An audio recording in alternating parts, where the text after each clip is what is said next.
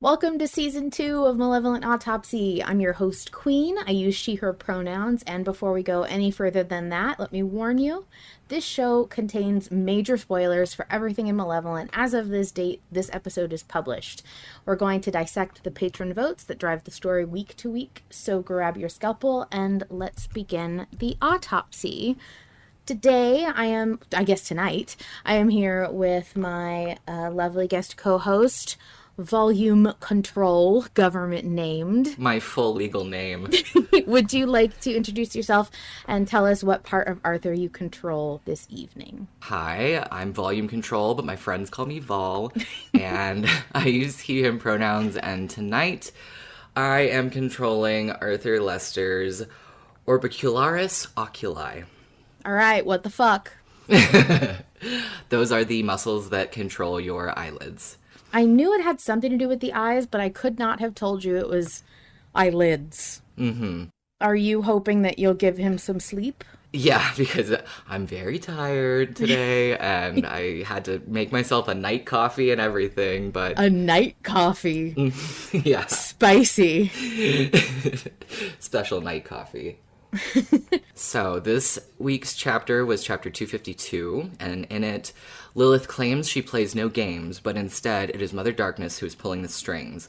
She asks why she would want to hurt her favorite, and implies that she has been aware of Arthur since before their supposed chance encounter at Marie's house. We zip back in time to find Vale's injury worsening and that Aaliyah's magic has not worked.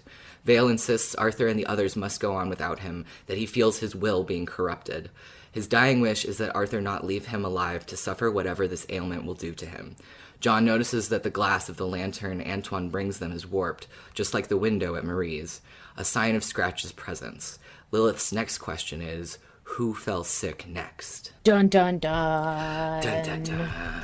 Yeah, this was a really interesting chapter. I don't know, it's kind of interesting to me that Lilith and Arthur are like having a normal conversation almost. They're like small talking, like right. if you take out all the flashbacks, it's almost like they're just like reminiscing. They're just chit-chatting, yeah. They're just catching up. It was really interesting hearing Lilith talk about Mother Darkness, because previously it was like roles reversed, Mother Darkness was talking about Lilith, and they both talk about how each other are, like, no mere woman, that they're beyond such things, that they're shapeshifters, and, like, there's just something sus about that. And people said this when Mother Darkness appeared. They were like, what if it's Lilith in disguise? And now we're talking to Scratch/Lilith, and they keep bringing up that they're shapeshifters, and I'm like, what does it mean? Yeah. I think it's interesting that a proven shapeshifter and an emotional manipulator is like, oh, you're being manipulated. Okay. Like, you expect me to just believe that? Yeah. Yeah, sure. No biggie. But also, no duh. Kane is literally telling him that if he doesn't do what he wants, he's gonna watch everybody he loves be tortured for the rest of his days. And so, yeah, I don't know where you've been for 5 seasons, but... Yeah, Jilly the kid says, water is wet, Lily. Yes. Yes. And Rebecca says, pot on kettle violence. Very good. There was a lot of pot on kettle violence this evening. There was. But I found it really interesting how it doesn't necessarily feel like Lilith is trying to manipulate Arthur. It almost feels like she's trying to be like, be cool, bro. I'm cool with you. Be cool with me. Because she says... I have no beef, sir. I do not bite my thumb, sir. Right. Because she says, I don't want you to believe anything. You're welcome to your own beliefs. And it's just, I don't know, is that gaslighting? Or is she trying to be like, no, for real, bro. I'm so for real. I think in this scene, it gives the vibe of why are you coming at me so hard? Right. I have done nothing here. Yes. I am innocent. Yeah, that is exactly the energy. I also did not like our meeting was a chance encounter. Was it?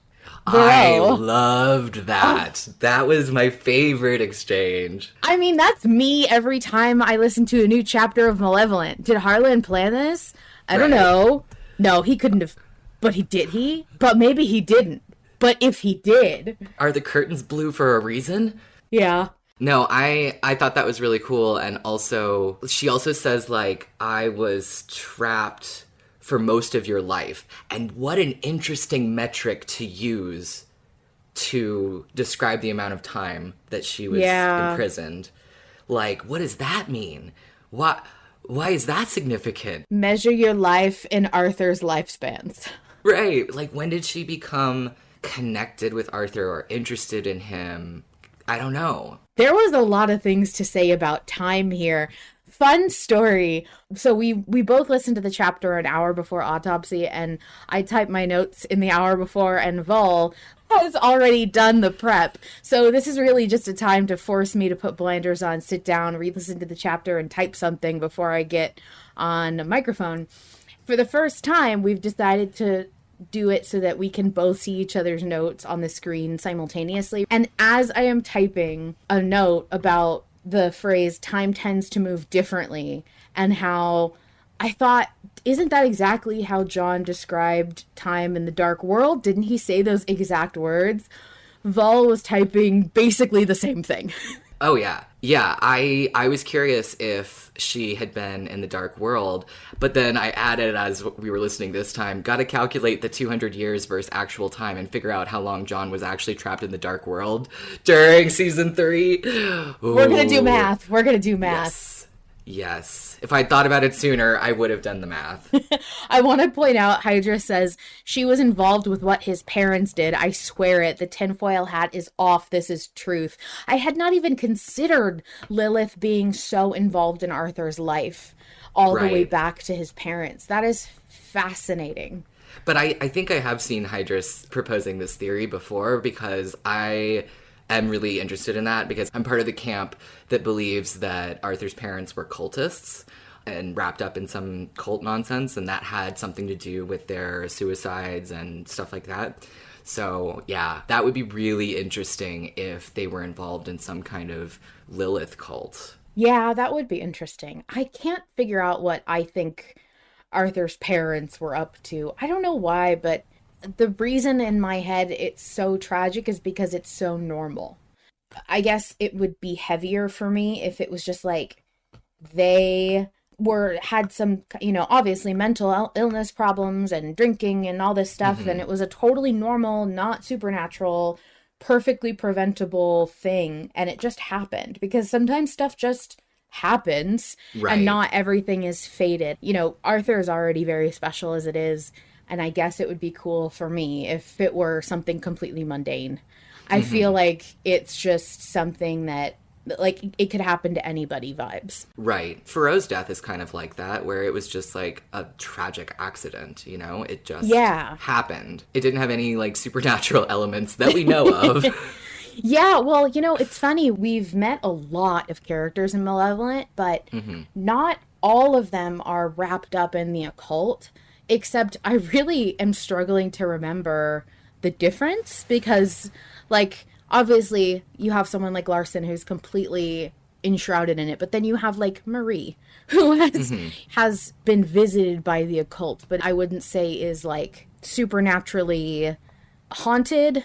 She didn't invite this on herself. She wasn't reading books she shouldn't. I think that this was a fascinating place to take the chapter, especially because Lilith could have asked any number of questions in this chapter, and specifically she's prodding and goading, and she's acting like very confident, and it's such a tone to take. I think that one of the reasons that this feels so much like chit chat to me is because Lilith asks about their quote unquote mutual friends and is like, how is that rabid dog? How's the butcher doing? Oh my God. Yeah.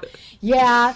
And I feel like that was almost, I know that the way gods are related is not the same as the way humans are related, but that's such a Cain thing.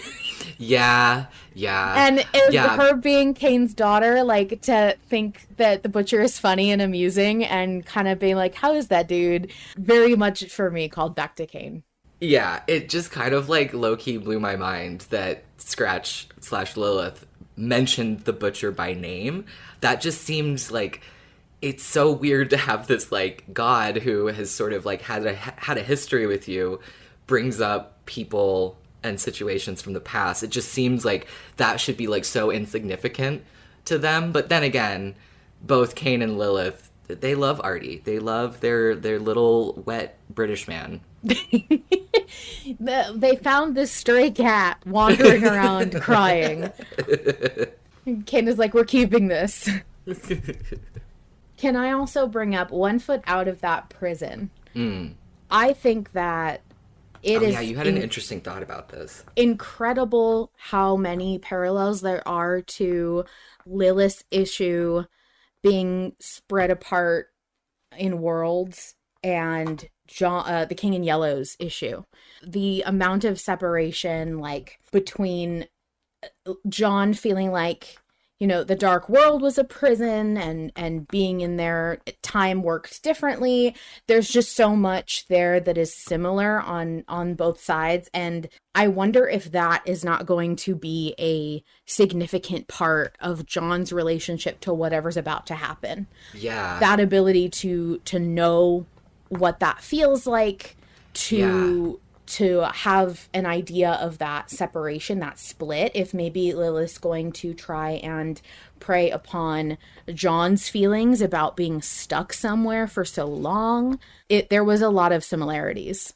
And John has so much more empathy and sympathy now. So I wonder if Lilith will be able to coerce or manipulate John by using that sympathy and empathy that he will have or could have, I guess. Yeah, absolutely. The other thing that I want to mention is this woman said, not all things gone are dead. Yeah. And I have to tell you right now, who's not gone, who's dead but not gone, or gone but not dead. Gone but not dead. Charlie motherfucking Dowd. Charlie Dowd. Charlie is coming back. He's coming back to save us. We are so back. Well, look, I've never felt more empowered. That line genuinely got me so excited, and I was like, calm down. Do not get...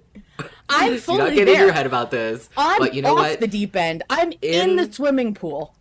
In my head, this is confirmation that Charlie Dowd is coming back. He is coming back, even if it's for like a split second to be like, I can't do a Charlie voice, but like, hang in there, kid, because I don't think he remembers Arthur's name since he says it all of 2 times in the last part that he appears in. Yeah, Nerd Fairy says there's no body, and there's no body, no body, no crime.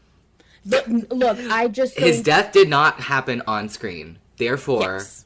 There is still a chance. There's still hope. There's still hope. There's always hope. We are being told again and again, the story is about hope, and what I am hoping for is Charlie to come back, damn it. This is hope horror. That means that Charlie Dowd is coming back. I would be horrified if Charlie didn't come back. I think that, yeah, you know what? Nikki says, I'd argue that he'll remember the name. He was waiting to meet someone with that name for 2 years. Okay, sorry. But Graham says he doesn't know the name, and I think that that's actually true. Well, he didn't know the name. I think that the fact that he remembered he was going to meet somebody is significant. But I do think that there is an interesting reason that was said. And I'm like 90% sure it was more referring to like Faro than anything else. Because I can't really imagine either that or like we really are going to get a Dark World arc where we're going to meet other iterations of the same characters and get to talk to them. which, like, for me personally, would be ideal. Not because of Malevolent, but because I just love anything where other timeline versions of that character can talk to them. Yeah. I love Yeah. self-interactions. Yeah, it's very cool. Yeah, so it's like, I'm not going to be upset if Malevolent doesn't do that. It just happens to be one of my favorite things, so I think it would be fun. I also wonder, combined with, I think something Lilith said last chapter about people never having existed, like being erased from existence, and then combine that with what she says, not all things dead are gone and not all things gone are dead. I think that someone in our party is going to get erased out of existence like they never existed. Yeah, like a Shub situation. Yeah. It just feels like there has been too many mentions of the concept of timeline existence fuckery. What if that would be John? You take that word out of your mouth right now. Well, okay, it's happened. I mean, okay, look. People are really mad at me. So what I'm saying is if you erased John, he is his own thing, so it wouldn't be erasing the king, and John did not That doesn't make it better. That doesn't mean that, especially because Kane was so specific when he was trying to say John is not the special one. John is not the person that is different in this timeline. It is Arthur. And if you erase John, I don't know, it feels like you could get away with that. I don't think that would have a butterfly effect the way that Shub did. I don't know. I think if we're talking about getting rid of significant characters from timelines, I would say that was John. Terrible. Terrible. I don't like it. What if it's a self-sacrifice thing? I'm not saying like unwillingly. I'm saying like John fully is like, look, this doesn't happen if I don't try, if I don't get into that book or whatever. Mm-hmm. And Arthur's like, well, this doesn't happen if, I don't know, I never opened the book. Or, so, and going back and forth about who should do what. And John's like, I don't even have a body, dude. Like, I got nothing. Just let me go. That kind of thing. I could totally see it ending like that. Mizra mentions that Lilith called herself your only friend left, just like John said, I'm a friend, the only friend you have right now. Yeah. Interesting. Very curious. I think didn't you mention there was something else that Lilith, about, you mentioned that John had also said time tends to move differently when talking about the dark world.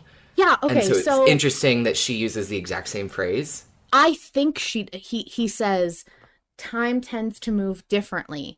I am not 100% sure that's an exact direct John quote, but I think it is. I wish Abriel were here. If someone wants to pull up the part 1 transcript and look, because it would be either part 1 or part 2. It's definitely when he's talking about the dark world. I just feel like that is the exact phrasing he used. So I thought it was really interesting that the warped glass got mentioned and came back, because that was such a little detail that when Arthur said, I saw you, I knew you were there because of the glass, I was like, what is he talking about? Did he see a reflection or something? And I had almost forgotten that the glass in Marie's attic was warped.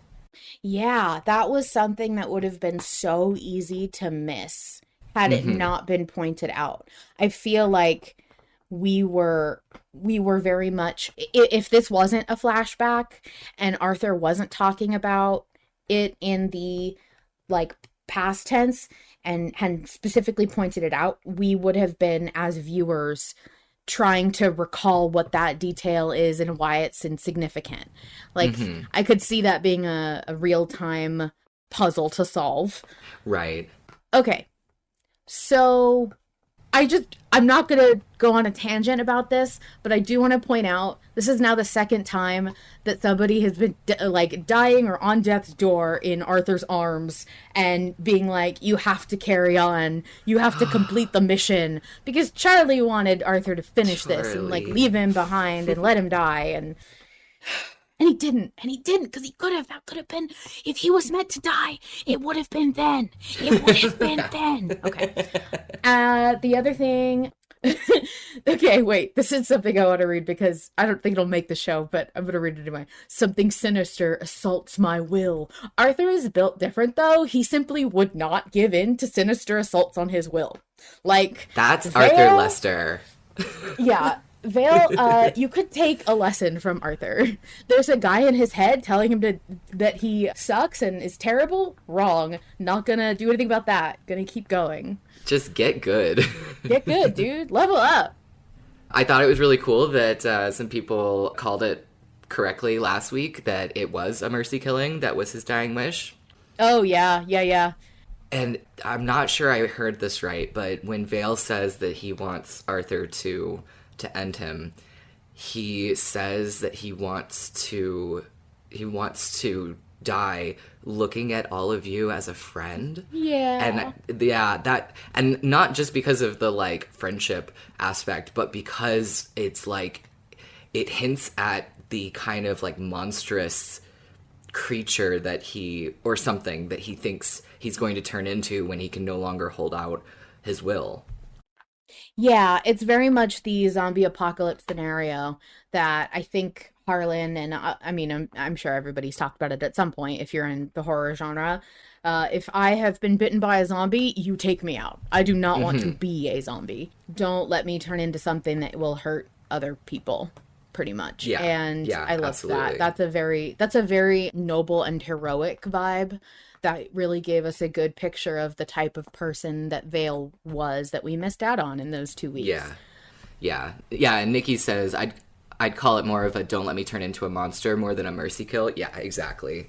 And I think that's a mercy kill, because I think that it's really hard for people. Like Arthur, were he a weaker man, might have said, I can't do that, I'm sorry. Like, I'm gonna leave, and you're gonna be alive, and you're gonna have to do it yourself, because I can't. God, can you imagine the version of the story where he does that? What a jackass! What a coward!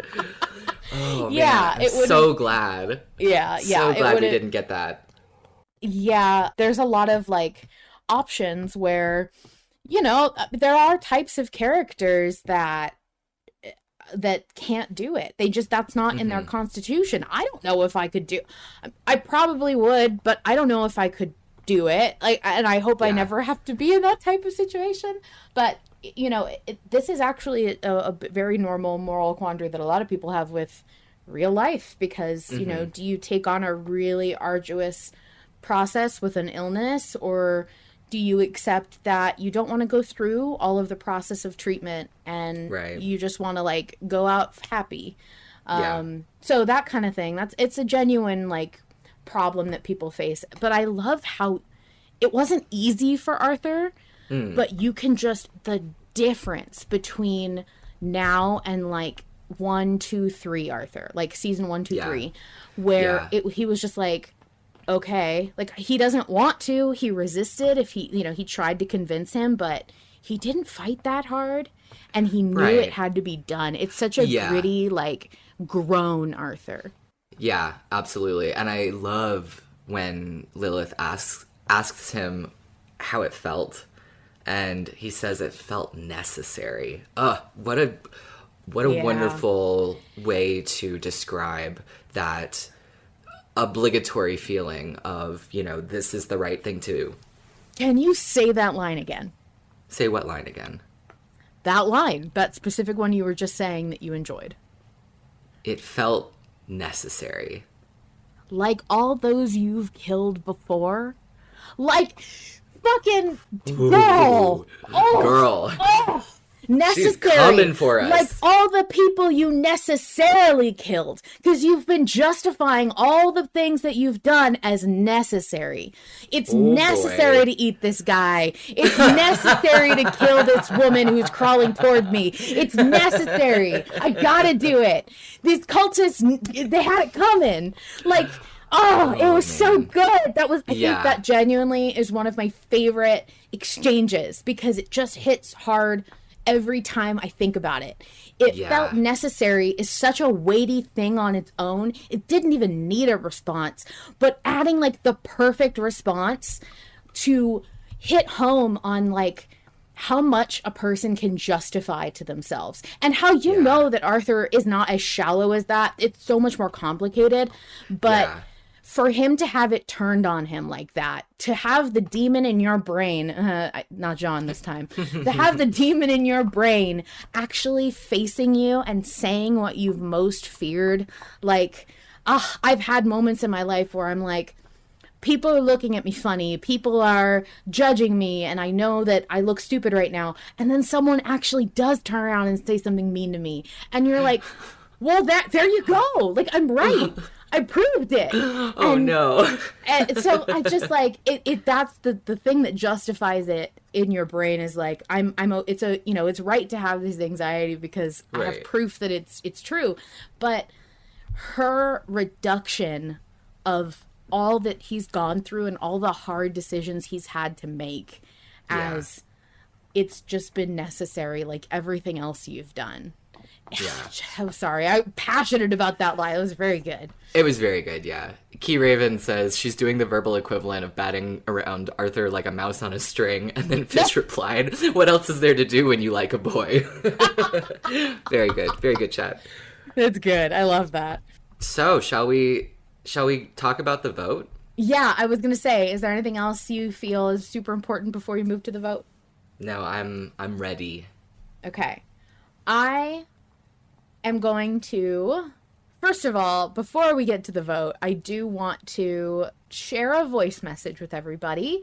It is the one that we got. It is in regards to last chapter, though.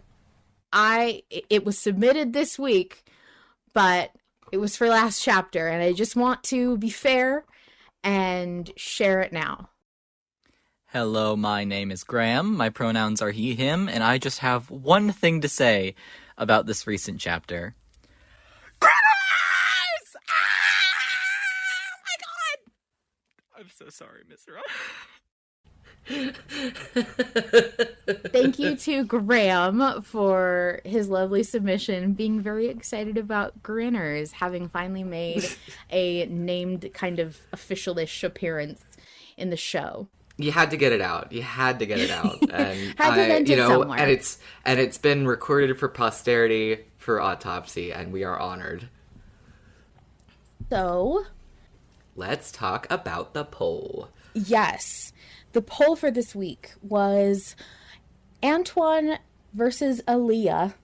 Right now, the poll stands at 54% to 46%, with 54% being in favor of Antoine and 319 votes total. And because of our handy Patreon vote counter extension on Chrome, we know that Antoine has 173 votes and Aaliyah has 146 votes. So, small margin. Yeah, it's a close one. Yeah. I know that Vol pays a lot of attention now to poll chat. Yes. Do you want to give me some poll chat highlights? Yeah, I mean, well, poll chat is a lot. So I tend to pay more attention to, like, I do end up looking through slow poll because I feel like it really condenses sort of the discussions that go flying and get rehashed over and over again over the days that we have the vote. And one of the things that was kind of unusual, or I guess a return to the way it was before, we didn't get the poll drop until Thursday, right? Yeah, until Thursday, yeah. Which is usually when it used to drop. But yeah, the past few weeks, several weeks, we've been getting the poll early so we can flail and shout and argue and debate for days on end. It's interesting because we've been very spoiled by getting the vote so soon after the chapter drops recently that people were getting genuinely anxious about whether or not he just forgot to put the poll up. And I was like, right, I will worry when Thursday night comes and we have no poll. So like, I'm fine. But I also know it doesn't give it doesn't necessarily change how, I don't know, it would be great to collect some data maybe starting in season 6, but to see how what time when the poll drops changes how things go. Like, I don't think it actually makes that big of a difference in the long run. I think the biggest difference it does make is how many times people change their mind. Yeah, but I also don't know how you would quantify that. I would love that data, but I don't know how you would quantify it. I sometimes take temperature ratings of every day of the poll. Oh, that's true. And so before the poll even comes out, I used to put up mini polls in the Discord saying, like, which way are you voting right now? And that would kind of tell you what we're doing, what we're leaning toward.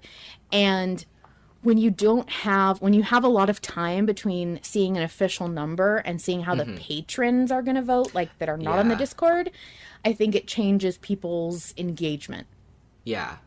I feel like Poll Chat this week was sort of like a pretty natural evolution of a lot of people agreeing that, like, at the start, people were like, well, if Antoine is the man who is dying, in front of Arthur during his conversation with Lilith, then that means that he can't be the one who gets sick next. But then realizing that that isn't actually a limiting factor.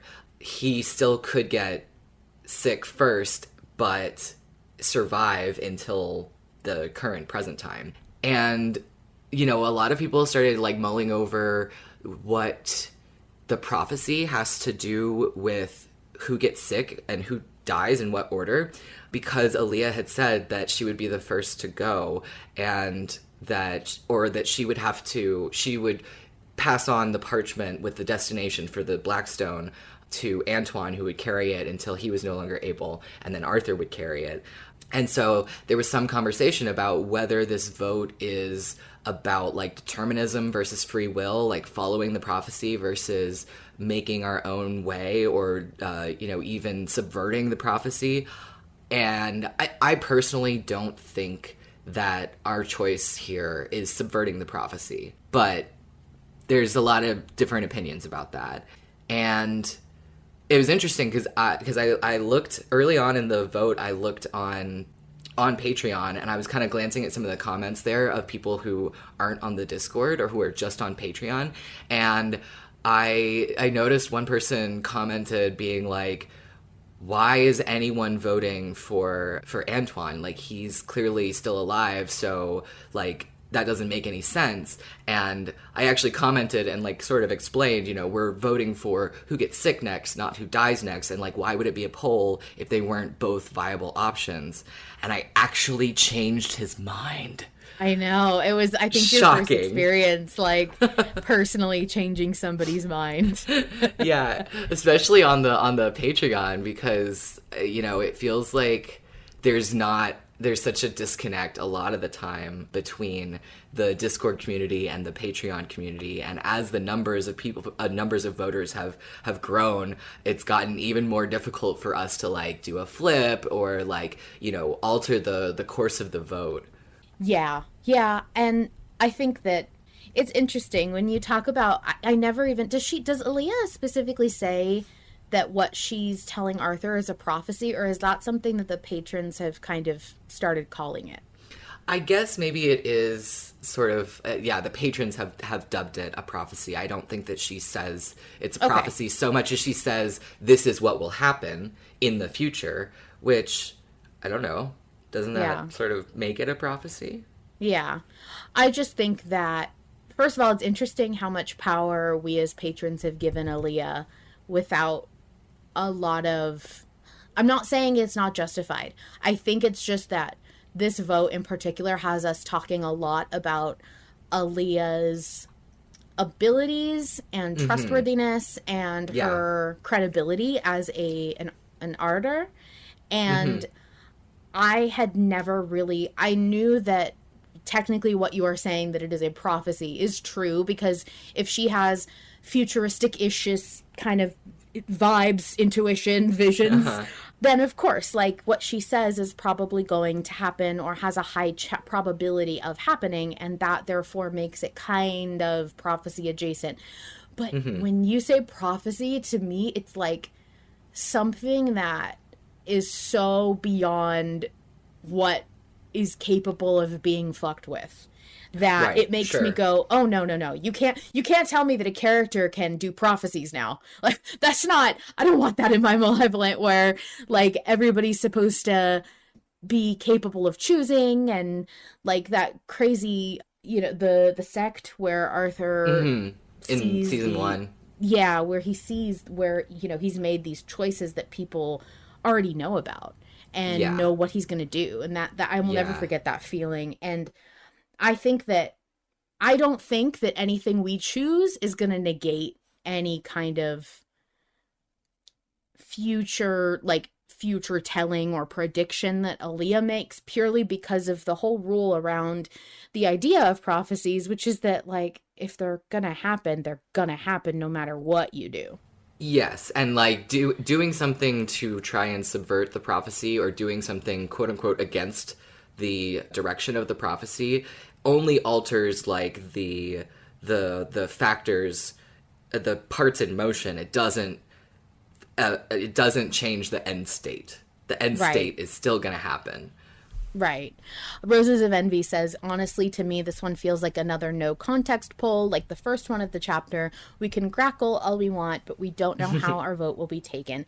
And I can kind of agree. I think this one feels a little bit more full of context, because she says who was next, and we were just talking about sickness. So it kind of feels like we do know kind of what's going to happen. I think that we're doing the normal thing that all polls, regardless of the amount of context, always come down to, which is people going too far in the future for their vote.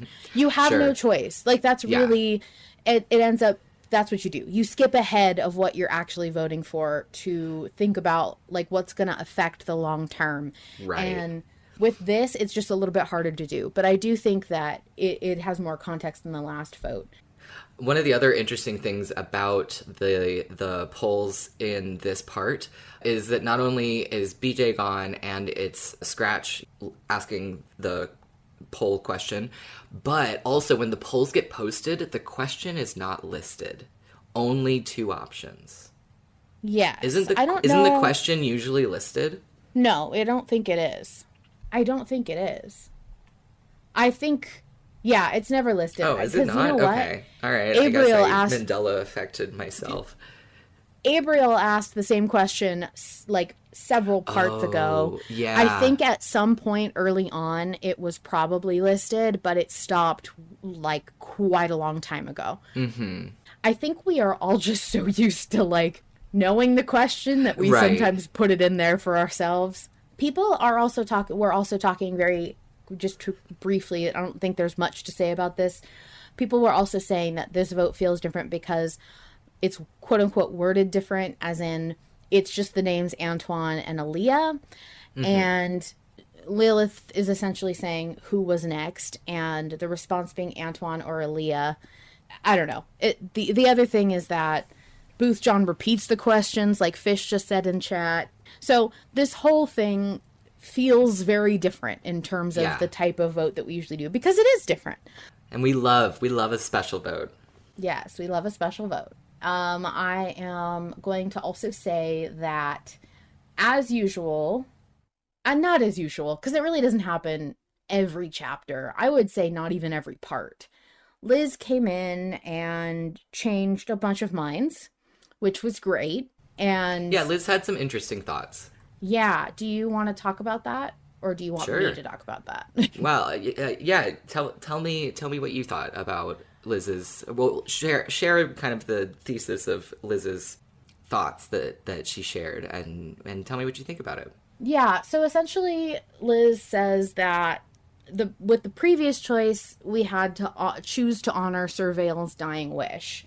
And depending on how you feel about that, it was the better one, but Liz believes it was ultimately the better one. Is this to compare, is this a question that asks us to believe in Aaliyah and her prophetic powers, or is this meant to try and shake that belief, that hope she tried to instill, that she might be right about the journey and ultimately about Arthur? I personally don't think it's wrong. It's hard because I don't fully agree that this is a deeper vote than who's next. I don't know Right. if I buy that this is about trusting anything or hope or anything deeper than who comes next.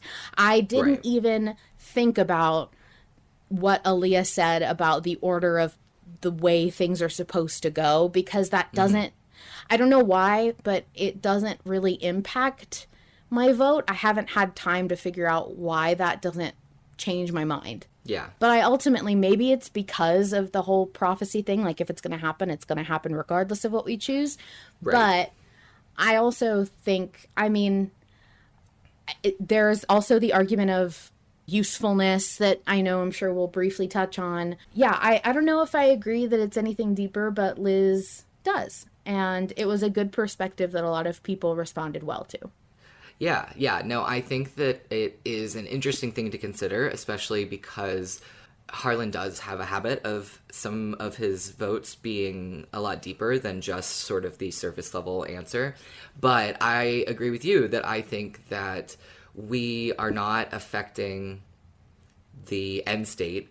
We are only affecting how we get there, which is why I think that there's more utility in having Antoine get sick first so that Aaliyah stays healthy for longer. However, as some people have proposed, by letting her stay healthy for longer, she may end up with an even more gruesome demise than just getting sick and dying. So, you know. I guess that depends on how you feel about damning characters, because I just don't, I guess to me it's like, whether you put Antoine or Aaliyah in the dies a gruesome death that is not related to some kind of like arrow to the knee situation like Vale, Yeah. it doesn't really change how I feel about it. Like, I don't have a particular deep attachment to Aaliyah or Antoine's death. Like, I love them as characters. I think they're great. I just don't have like a particular way that I feel about sparing one of them a worse death. Right. Well, it's like you said in regards to Vale saying, I am dead, you said, we knew that as soon as you said you trusted Arthur. Like, sorry, you signed your death certificate as soon as you got into Arthur Lester's orbit. I did. On record, that episode, if you go back to Autopsy, Yes. I straight up say, like, dude, the minute you say that, you're dead.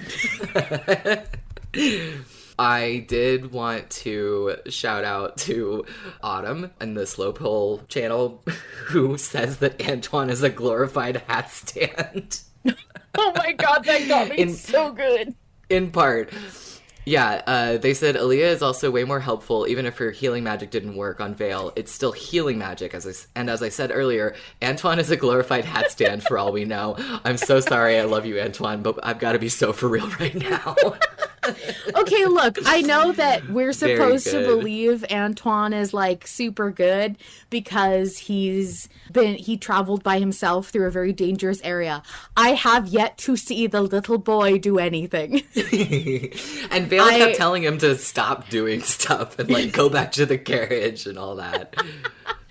Yeah, I feel like we hopefully will get a little bit like a snippet of what Antoine does, has done, will do, because I would love to know. Yeah, I am very curious. I also want to say, like, I don't think I stated, yeah, I'm voting for Antoine. That was my vote. I am also voting for Antoine, for a lot of the reasons that I've elucidated that was popular in poll chat. I agree with a lot of those points. I do think that we want to try and keep Aaliyah healthy, our healer healthy as long as possible, even though I definitely foresee her. I mean, she's not with Arthur now, so something's going to happen to her. Yeah, it's interesting. If you would have asked me, like, this podcast has you choose between two people who, like, which one do you want to die next or get sick next? You're going to have to contend with that. I'd be like, oh, I don't know if I could do that. But Malevolent has really given me some calluses. It's rewired your brain a little bit. Yeah. Rebecca says Antoine reveals he is only 2 weeks away from retirement. Yes. I had to stop myself from bursting into laughter reading that. Yeah. Yeah, that was great. I think that even though this is a very contentious poll, it hasn't felt that way to me. I don't know. What do you think about the vibes in poll chat, in Patreon, and all that? Well, I feel like the Discord community of voters has been pretty much in agreement. There haven't been a ton of really vocal people for choosing Aaliyah. I think everybody wants to try and keep this badass woman in Malevolent as long as possible. So it's been interesting because it's a really close poll, and yet it seems like everyone on Discord is shaking hands and nodding and agreeing. So I think that it's a lot of the people on Patreon who are voting for Aaliyah, and I think they are voting because of Aaliyah saying this is how it's going to go down and wanting to follow that path or follow that vision or whatever, which is interesting. And I think that a lot of it has to do with not being the fact that people on Patreon aren't discussing it with anyone really. They might be leaving comments, but not often sort of like interacting with each other that I see. And so I feel like, they're just left to ponder and consider the option just by themselves, and they don't have any like outside influence to bounce ideas off of or hear different theories from other people. Yeah, it's pretty interesting. Yeah, and I think that it's kind of a testament to the community and how much we talk about it and how much we think about it, that we know that our community will bounce back and forth a lot, but eventually settle somewhere most of the time. And the patrons all have it's over 300 people, and they all have such a different way of interacting with choices. It's only Friday night. The poll's only been out for, a little more than a day, and it's not there's not everybody's even voted yet. It could really go either way still. I think 46-54 is still very close. It is. It's definitely close enough that if the remaining, what is it, maybe like 50 more voters for our max number of voters? Yeah. Yeah, because I think our max typically is around like 370 these days. I think it has gone over 400 before, but not every vote. Yeah, so with another 50 votes, I think that there's still enough wiggle room that Aaliyah could pull ahead. I will say that right now on the poll chat, there's 34 comments. That usually is about the fair number, but it's gone up a lot since I became a patron a year ago. Yeah. It was not more than like 10 to 15 comments at best for like the most contentious poll. So there's more and more activity on the Patreon comment section. It's great. It's worth a read if you are part of the patron section. I also think that for this vote, it doesn't even just come down to who you want to see survive the longest or who you think is most useful or who your favorite is. It is there's so many different factors that could play into somebody's vote. And I love those kinds of votes, but I also think that they're all so independent of each other that it's very hard to talk about it consistently, whereas something where it's more action oriented, where should Arthur go up or down a ladder? Oh, I don't know, let's have him go down to avoid the baby owls that don't actually exist in the narrative, because this owl is not even an owl, it's a person. Something like that is a little bit easier to argue back and forth about consistently, because you're talking about one line of action, whereas this is kind of a decision. Yeah, and both Nikki and Yami in the chat said that they're both voting for Aaliyah, and I asked them why. And Nikki said, from a strictly logical perspective, Antoine being healthy is the most useful. Interesting. And Yami said, I don't have a huge reason. I always go with my gut reaction, and she was my gut. Very fair. Very fair. There are a surprising amount of voters who are I'm just stubborn. And even when I'm proven wrong, I won't change my mind, because that's how I'm voting, and I'm just going to vote like that. And so, unfortunately, there is a percentage of people out there where even if we want to convince you to change your mind, you're not gonna. And so there will always be at least a 1% voting for the option that is the other option. So yeah. interesting Well, and stuff. some people like when the poll is really lopsided, but they disagree with what is winning, they'll still vote for the thing that they want, and Yeah. even though it's like a losing battle. Nikki adds, a sick wizard can still wizard. A sick man can't help fix the next broken wheel. Oh my God, I can't believe I forgot to bring this up because it was actually the one brain cell rubbing against the other one brain cell that I had during the chapter. Uh-huh.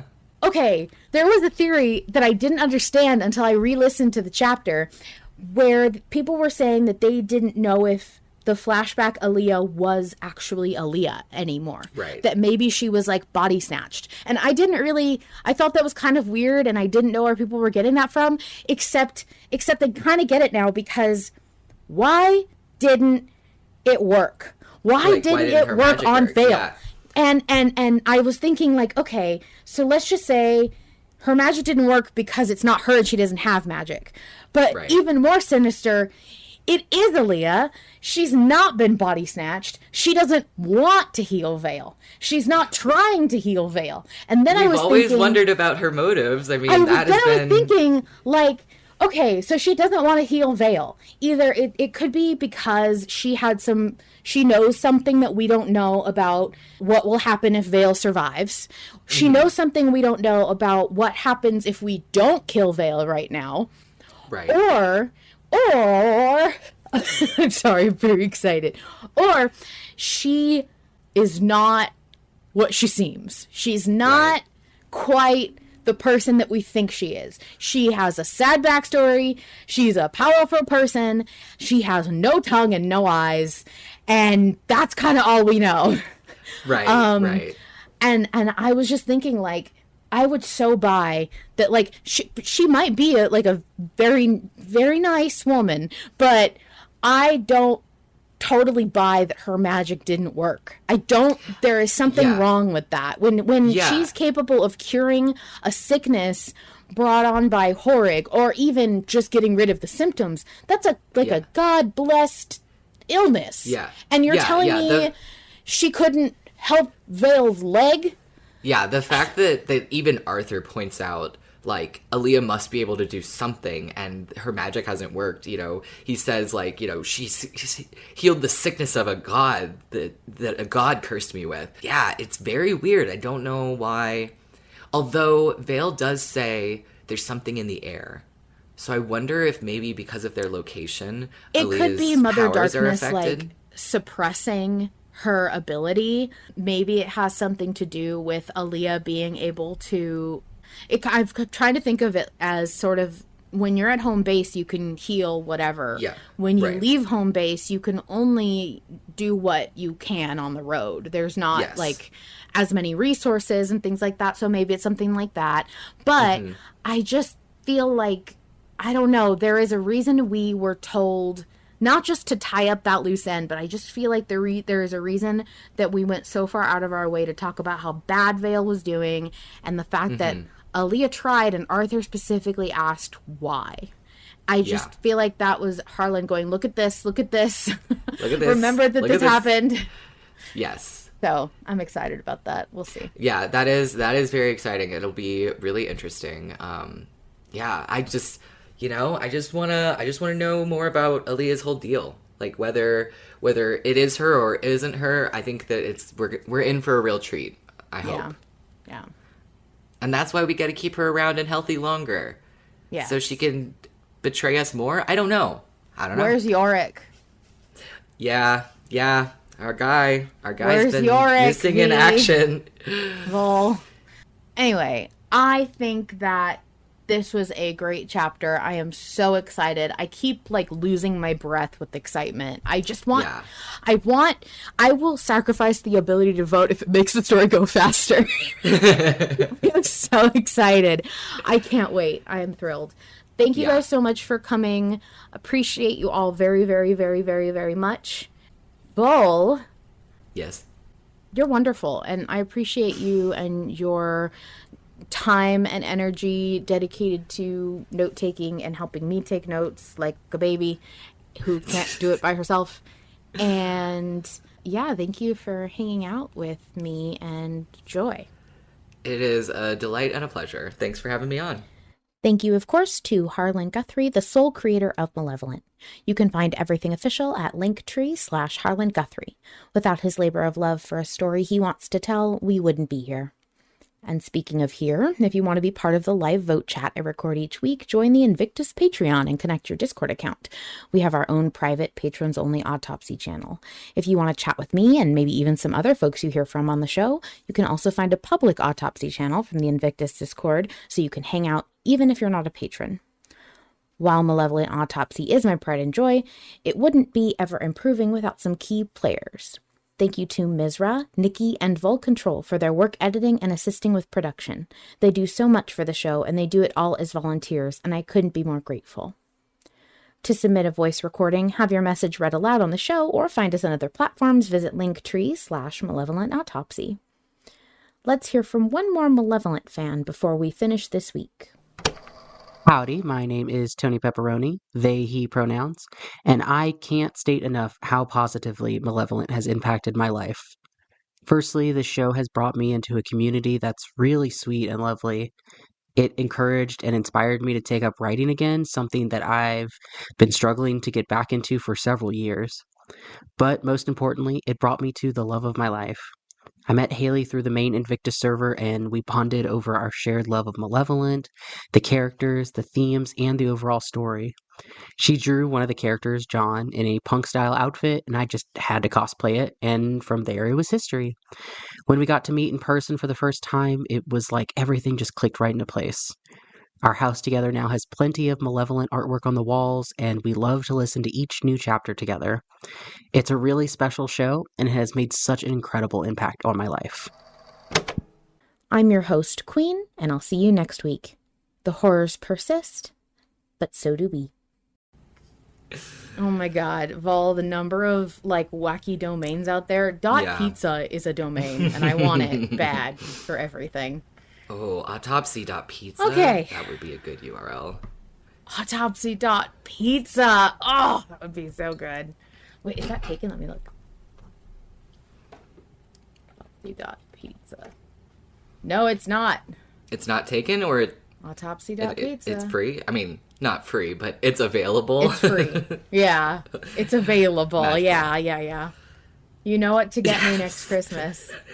Autopsy.pizza domain. Perfect.